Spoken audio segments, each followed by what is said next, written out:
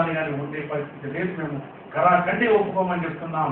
మీరు వీరుంటే రేపు సంక్రాంతి లోపల మీరు కొత్త రాష్ట్రంలోనే పండుగ చేసుకుందామని, రెండు కొత్త రాష్ట్రాల మళ్ళీ ఉగాది వరకు కూడా ఈ కొత్త రాజధాని వెలుగులో మేము ఉగాది పక్షాలు చేసినందుకు కొత్తమని మాత్రం చెప్తున్నామంటే ఖచ్చితంగా మద్రాసుకి వెళ్ళి మీరు ఎప్పుడైతే మద్రాసు నుంచి విడిపోమంటే మద్రాసు మాదన్నారు, ఇప్పుడు హైదరాబాద్ విడిపోమంటే ఏపీఎన్జిఓ మీటింగ్ పెట్టి ఇటువంటి రకంగా రెచ్చగొట్టి అనవసరంగా ఈ ప్రాంతంలో అన్ని ప్రాంతాలు గౌరవించే ప్రాంతంలో కాబట్టి ఖచ్చితంగా ఈ రాజధాని కూడా వెంటనే నిర్మాణం చేసుకొని తెలంగాణ వెంటనే మీ రాజధాని మార్చుకొని వెళ్ళండి అని అంటున్నాం.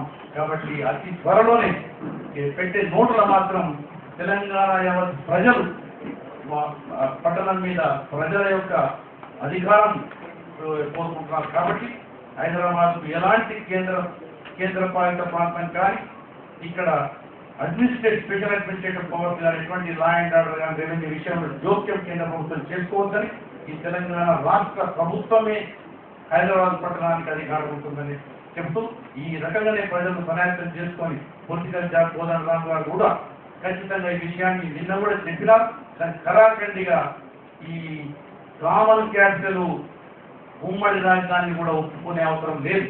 మీరు అక్కడ హోటళ్లలో పెట్టుకుంటారా, సెక్రటేరియట్ అసెంబ్లీ మీరు లేకుంటే నాగార్జున యూనివర్సిటీలో పెట్టుకుంటారా పెట్టుకోండి, దీనికి ఏమాత్రం అవసరం లేదు. ఎందుకంటే ఆంధ్ర రాయలసీమలో బలహీన వర్గాలు, బడుగులు, బహుజనులు, ఈవెన్ ఆదివాసీ కూడా వాళ్ళ రాష్ట్రాన్ని కోరుకుంటున్నారు, వాళ్ళ సొంత రాష్ట్రాన్ని కోరుకుంటున్నారు. కాబట్టి వాళ్ళ మాట వినిపిస్తలేదు బయటకు. ఎందుకంటే మీడియా అంతా కూడా ఈ ఆంధ్ర రాయలసీమ పెట్టుబడిదారుల చేతిలోనే మీడియా ఉంది కాబట్టి వాయిస్ వినపడటం లేదు. కాబట్టి అదే ప్రకారంగా రేపు ప్రజాఫ్రంట్ కూడా 14 తారీఖు ఇదే ప్రాంతంలో ఇదే హాల్లో 1:30 తర్వాత రౌండ్ టేబుల్ నిర్వహిస్తున్నాం.